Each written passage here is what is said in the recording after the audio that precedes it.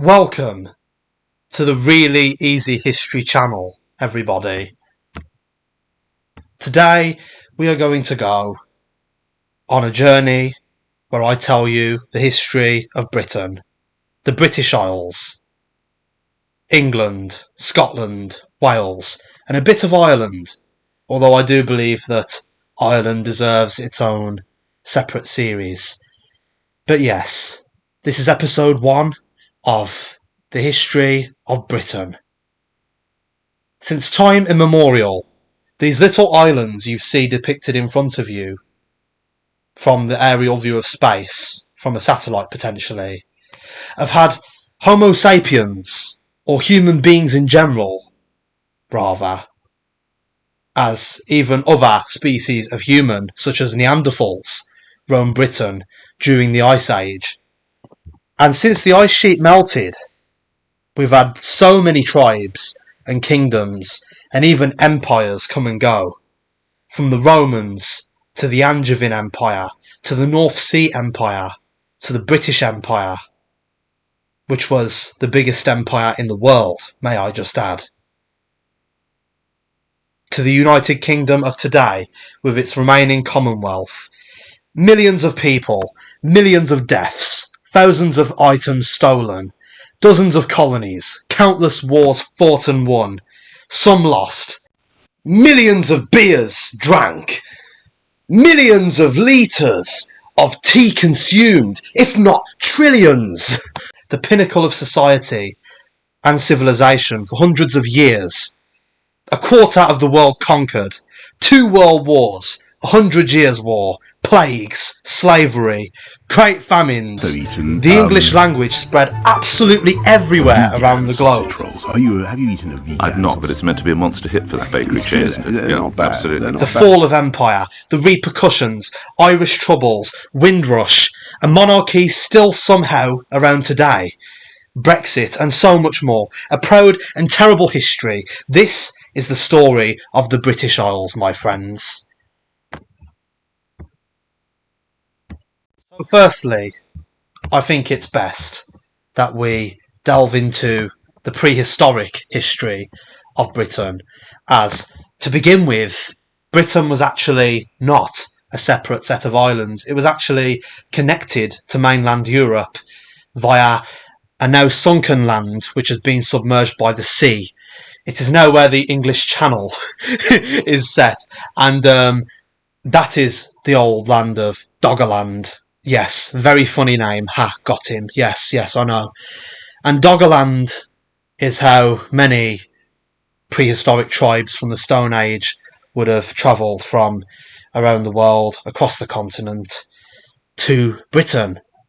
And of course, as continental drift has taken place, as the sea has eroded the land and taken its place, as the island has separated from the rest of Europe,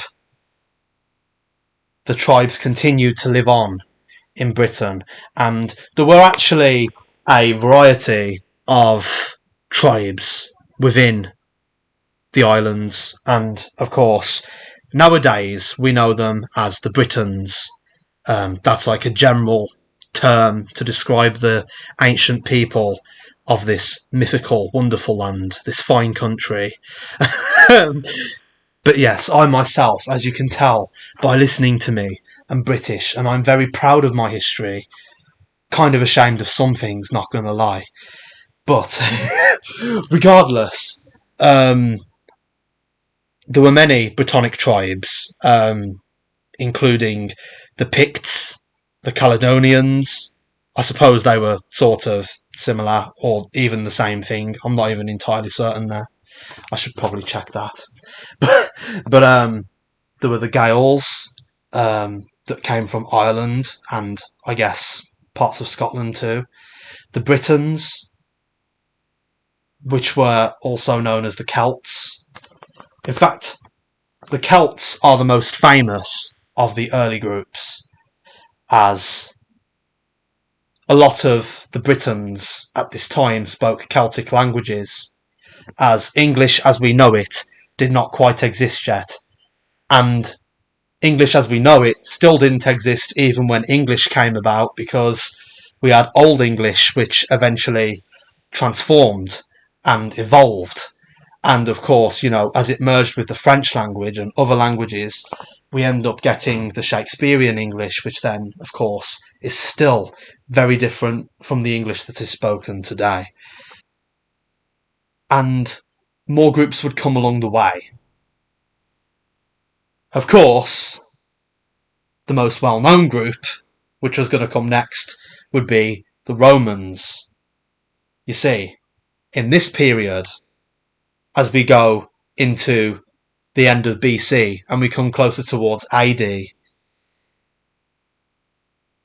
at the turn of the millennia, we then get a group of people known as the Romans that came from the Roman Republic in Italy, and they of course ended up forming the Roman Empire.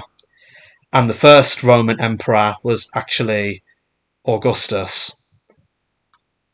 But Julius Caesar, he would be the one that would first make contact with the British Isles.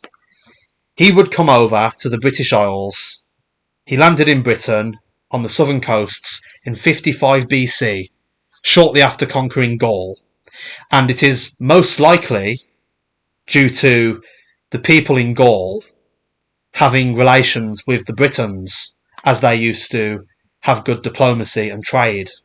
So the tribes would actually come into contact with each other from modern-day France and England. So, the Romans stumble upon this island, and they say, look at all those people over there. They're a bit uncivilised and backwards. Let's go and help them out a bit by conquering them and building colosseums and that. You get me? And Stonehenge itself is actually older, partially, than the pyramids in Egypt, which is a crazy thing to think of. So Julius Caesar brought expeditions into Britain. However, it would be the Emperor Claudius who would bring permanent occupation to the British Isles in 43 AD. From AD 47 to 50, the Romans reached the River Severn and Trent and ended up founding Londinium.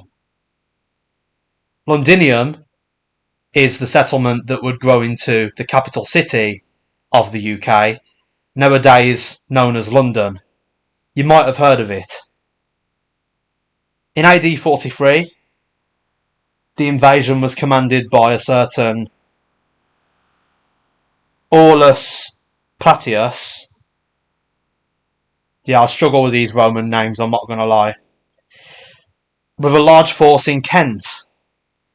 And they pushed inland to capture the Catavellauni capital.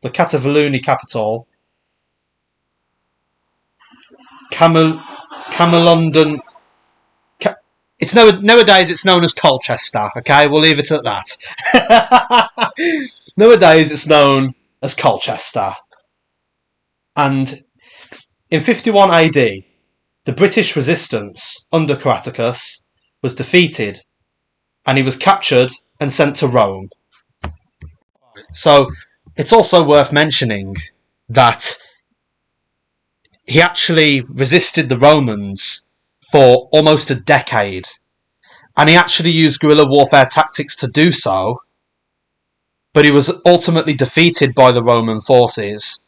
And after that defeat, he actually fled to a nearby territory of Queen Cartimandua, who captured him herself and handed him over to the Romans.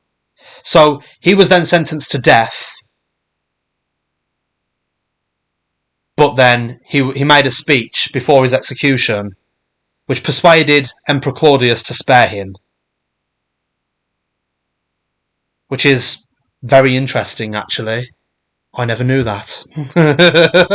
In the year 60 AD, Queen Boudica of the Iceni tribe led a major rebellion against the Roman Britannic rule. and destroyed Colchester, Londinium, and St Albans. But she was ultimately defeated at the Battle of Watling Street in 61 AD. And eventually, as a result of this, she killed herself. Lol. Between 71 and 74 AD, the Romans pushed north into York and established a fortress there. And then from 79 AD to 84 AD, General Gnaeus Julius Agricola campaigned in Scotland, which was, of course, at the time known as Caledonia. It wasn't known as Scotland yet. Very important to note. And he won the battle Mons Gropius in AD 84, which was never fully integrated. That bit of territory that he captured in Caledonia was never fully settled by the Romans, and it was a very weak claim to the territory because ultimately it remained loyal to the Picts and Caledonians, so it was never really a part of Rome. It was never fully established. It was never fully pacified by the Roman Empire. But then, moving on into 122 AD, so we're moving a little bit forward now, there were many tribal uprisings and Scottish retreats. Of course, the Romans being the ones retreating, as per usual. And these events led to Emperor Hadrian himself of the Roman Empire visiting England, or Britannia as it was known as at the time, and he ended up ordering the construction of Hadrian's Wall. So then, in 142 AD, the Antonine Wall is built further up in Scotland. But it is abandoned 2 decades later. In 209 AD, guerrilla warfare between the Caledonians and the Romans continued. Britain was divided into 2 provinces, or Britannia as it was known in these days. And south was Britannia Superior, of course, which is likely where the superiority complex still continues till this day. It's probably the reason why they still think they're better than us. And of course, in Britannia Superior, Londinium was the capital, or London. And in the north, well, of course, that was Britannia Inferior, with York as the capital. Seaborne Germanic tribes and Picts posed a threat to Rome in the 250s. And as a result of this, London's city wall was finished. In 259 AD, Britannia, Gaul and Hispania, modern-day Britain, France and Spain, split from Rome to form the Gallic Empire. But this was very short-lived, and by 274 AD, it was reabsorbed into the Roman Empire. In 287 AD, the admiral of the Roman Channel Fleet, Caraccius, declared himself Emperor of Britain and Northern Gaul, and he even started minting his own coins, which you can see in front of you. However, in 293 AD, Caraccius was assassinated, lol, by his treasurer, Electus, who worked on a palace in London to solidify his authority. And he also built Saxon shorefronts along the coast to keep the Germans out. Of course, the Germanic tribes were seen as barbarians, and they also posed a massive threat to Roman rule over Britannia, as the Angles and the Saxons and the Jutes were constantly attempting to attack the British mainland. But also, another reason why these forts were created was to actually keep the Romans out, because, of course, they were quite angry. They were quite cross at the fact that this guy had just declared himself emperor and started creating his own currency, forging his own counterfeit money, if you will. And as a result of this, the Romans and the Germanic tribes were both onto him. However, in 296 AD, Rome recaptured Britain and they smoked Electus, as they should. He died in battle in Hampshire, and it was now split into 4 provinces rather than 2, which I guess was a bit more fair. Following this, in 314 AD, Christianity became legal on the British Isles for the first time ever, which was revolutionary and would lead to plenty more deaths for centuries. In 343 AD, Emperor Constans makes a visit to Britain due to a military emergency. However, nobody knows what this military emergency was. I guess it's just lost to time. In 367 AD, got him. Barbarians from Scotland, Ireland and Germany launch attacks and raids on Roman Britain. Many towns in Britain were ruined and the country was plunged into anarchy. In 369 AD, a large force from Rome, led by a certain commander Theodosius, arrives to drive them back.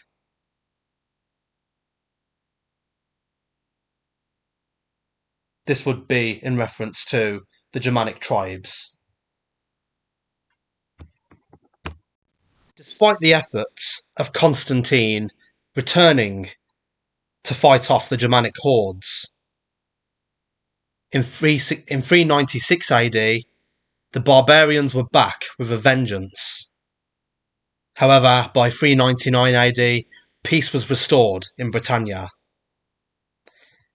However, again, very short-lived, because in 401 AD, Alaric I, I think that's how you pronounce his name, I don't know, is attempting to sack Rome. And large amounts of troops are withdrawn from the British Isles. Roman troops, that is.